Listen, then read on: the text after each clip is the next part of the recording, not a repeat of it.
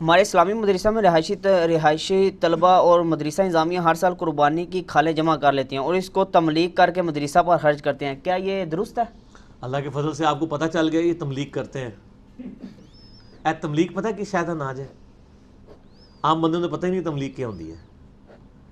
یہ ایک ہیلا ہے۔ تملیغ کہتے ہیں مالک بنانا۔ فقہ حنفی میں یہ مسئلہ ہے کہ جو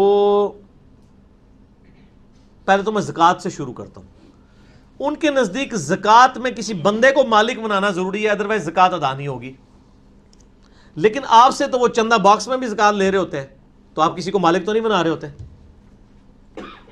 سر، لیکن وہ اس کو حلال کر لیتے ہیں۔ وہ کیا کرتے ہیں، وہ جب چندہ باکس کھولتے ہیں نا تو سامنے غریب سٹوڈنٹس بلاتے ہیں، بٹھا لیتے ہیں۔ سپوز 1 لاکھ روپے چندہ اکٹھا ہوا زکوٰۃ کا، وہ تو استعمال کرنا اس کو حرام سمجھتے ہیں، کہتے ہیں تملیغ ہوئی نہیں، مالک تو بنایا نہیں گیا، تو جرنل کسی نے چندے میں ڈالا ہوا ہے نا۔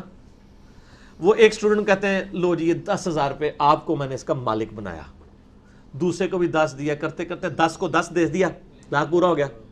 اینڈ پہ کہتے ہیں آپ یہ مدرسے کو گفٹ کر دیں۔ ہاں اللہ اکبر، یہ کتاب الحیل پورا چیپٹر ہے صحیح بخاری میں، امام بخاری نے کتاب الحیل چیپٹر بنا کے اسی حنفیوں کے ان مسئلوں کے مذاق اڑایا کہ یہ کس قسم کے ہیلے کرتے ہیں۔ جیسے وہ یہودیوں نے ہفتے والے دن شکار منع تھا نا، تو وہ کیا کرتے تھے، ہفتے والے دن مد و جزر میں نا پانی چڑھتا تھا سمندر کا، انہوں نے نا سمندر کے ساتھ بڑے بڑے گڑھے کھود لیے تھے۔ جب پانی چڑھتا تھا نا تو مچھلیاں جو ہے نا وہ ان گڑھوں میں آ جاتی تھی، جب پانی اترتا تھا تو گڑھوں سے اتوار والے دن شکار کر لیتے تھے، کہتے تھے ہم نے تو ہفتے کو شکار ہی نہیں کیا۔ اور قرآن کے الفاظ ہیں کہ قیامت والے دن بھی یعنی وہ ہفتے والے دن مچھلیاں جو ہیں پھدکری ہوتی تھی ان کی آنکھوں کے سامنے، ان کا امتحان جو تھا، اور باقی پورا ہفتہ نظر ہی نہیں آتی تھی مچھلیاں۔ انہوں نے پھر کر لینے اس نو لال کرنے ہیلا کرنے۔ تو یہ پہلا ہیلا اس طرح کا یہودیوں نے کیا، پھر ہمارے یعنی بزرگوں نے بھی کیا۔ احترام سے ہی نام لینا چاہیے نا، تو جن کے بزرگ ہیں وہ تو احترام سمجھتے ہیں، اور یہ باقاعدہ فتاوی الفگیری میں یہ سارے لکھے ہوئے ہیں۔ اس سے بھی بڑا لکھا ہوا ہے، وہ کہتے ہیں اگر ایک خامند ہے اس کے پاس 7.5 تولے سونے سے زیادہ سونا موجود ہے تو زکوٰۃ بنتی ہے، تو جب شرعی سال پورا ہونے والا ہو 1 دن پہلے اپنی بیوی کو گفٹ کرتا ہے تو اس پہ زکوٰۃ نہیں، کیونکہ سال پورا نہیں ہوا۔ سر ادھر یہ سٹوری ختم نہیں ہوئی ہے، یہ ڈونکی راجہ فلم یہاں پہ ختم نہیں ہوئی۔ اس کے بعد یہ ہے کہ جب وہ کہتے ہیں بیوی کا سال پورا ہونے لگے نا تو 1 دن پہلے وہ خاوند کو گفٹ کرتے اگے تسی پھر کاؤ اڑا چڑی اڑی سارے اڑ گئے، ٹھیک ہے نا جی، اے اڑا اڑی چلتا رہے گا تو زکوٰۃ نہ خاوند تے نہ بیوی تے۔ یہ مسئلے لکھے ہوئے ہیں ریٹن میں جو مذاق نہیں اڑا رہا ہوں، یہ لکھے ہوئے ہیں اور ہماری متیں ماری ہوئی ہیں ان لوگوں نے۔ یہ کتاب الحیل پورا چیپٹر ہے ہیلے کا جی، فقہ حنفی میں، تو اس طرح تو کوئی بھی نہ دے۔ تو یہ تملیغ اس طرح کرواتے ہیں، وہ کیا کرتے ہیں، وہ اسٹوڈنٹس کو مالک بناتے ہیں۔ اور اچھا اب ان کا یہ بھی مسئلہ ہے کہ زکوٰۃ جو ہے نا یہ مدرسے پہ لگ سکتی، مسجد پہ نہیں، اس میں بھی وہ تملیغ کروا لیتے ہیں، گفٹ لے لیتے ہیں۔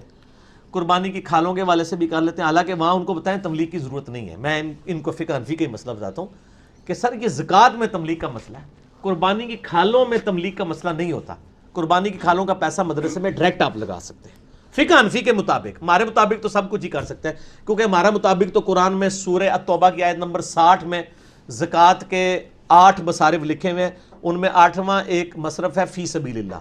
آپ ہر کام میں ایون پمفلٹ بانٹ کے بھی تقسیم کر سکتے ہیں، پبلک ویلفیئر کا کام بھی کر سکتے ہیں، چیف جسٹس کے ڈیم فنڈ میں بھی آپ زکوٰۃ جمع کروا سکتے ہیں، اس میں تملیغ کوئی ضروری نہیں ہے۔ اور جہاں تک صدقہ خیرات ہے اور قربانی کی کھالیں، اس میں تو فقہ حنفی میں بھی تملیغ کوئی نہیں، تملیغ صرف ہے زکوٰۃ میں۔ اس میں اگر کوئی کرتے ہیں، البتہ وہاں تملیغ اس لیے کرنی پڑے گی کہ وہ کہتے ہیں کہ جی کھالوں کا پیسہ مسجد پہ نہیں لگ سکتا، مدرسے پہ لگے گا، لگ سکتا ہے۔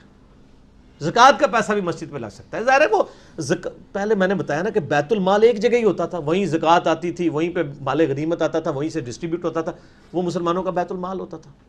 تو یہ اس طرح کی تفریق کرنے کی ضرورت نہیں ہے۔ آپ جو فی سبیل اللہ اللہ کے لیے خرچ کرتے ہیں وہ کسی بھی ایکٹیویٹی میں پرفارم کر سکتے ہیں، مسجد میں بھی۔ اور پھر وہ کہتے ہیں آرام کا پیسہ آپ مسجد کے ٹوائلٹ بنا لیں، یہ بھی ہوتا ہے۔ کئی لوگوں سے کہتے ہیں سودی پیسہ سانو دے دو اسی لیٹرینہ بناواں گے۔ یار لیٹرین بھی پاک پیسے کی ہونی چاہیے، کیوں؟ وہاں پہ بھی تو آپ نے طہارت حاصل کرنی ہے۔ لیٹرین کی طہارت تو نماز پڑھنے سے بھی زیادہ ضروری ہے، کیونکہ طہارت جو ہے وہ چابی ہے نماز کی۔ آپ وہ آرام کے پیسے کے اوپر کروانا چاہ رہے ہیں، مسجد پہ حلال کا پیسہ ہی لگنا چاہیے۔ اچھا ویسے میں اگلی بات آپ کو بتاؤں، یہ آپ کو تقریریں تو کرتے نظر آئے ہیں، آج تک کوئی بندہ کہے کہ میں 1,00,000 روپے لے کے مسجد میں گیا ہوں کسی کے پاس اور آگے مولوی نے مجھ سے پوچھا ہو کہ حلال دے نہیں کہ حرام دے؟ نہیں پوچھتے؟ کیوں نہیں پوچھتے؟ آپ کو تو مسئلے پڑھا رہے ہوتے ہیں، ان کو اس سے غرض نہیں ہوتا. میرا خیال وہ کہتے ہیں حرام دے بھی ہوئے ساڈے کو آگے لال دے ہو جان گے ساڈی برکت نال، کبھی نہیں پوچھتے. ٹھیک ہوگا جی، مکاؤ جی، ٹائم ختم ہونے والا ہے.